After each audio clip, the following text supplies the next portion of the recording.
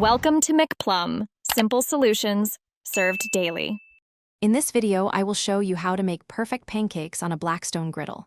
First, preheat your griddle to a medium-low setting, typically between 300 and 325 degrees Fahrenheit. Next, lightly oil the cooking surface with a high smoke point oil, like avocado or grapeseed. Finally, prepare your favorite pancake batter, ensuring it has a consistent, pourable texture for optimal results. Once your griddle is ready, pour approximately 1/4 cup of batter for each pancake, leaving ample space between them. Watch for bubbles to form on the surface and the edges to set, which typically takes 2 to 3 minutes. Use a wide, thin spatula to carefully lift a pancake and check for that beautiful golden brown color underneath before flipping. Hey everyone, if you're finding this video helpful, please take a moment to hit that like button and subscribe to the channel for more great content. On another note, life's too short for a stinky car, right?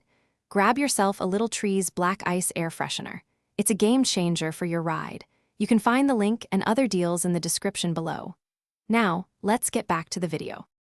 After flipping, cook the second side for another 1 to 2 minutes, until it's also golden brown and cooked through. Remember, resist the urge to press down on the pancakes. This can flatten them and reduce their fluffiness. Once perfectly cooked, transfer them to a plate and serve immediately with butter, syrup, or any toppings you love.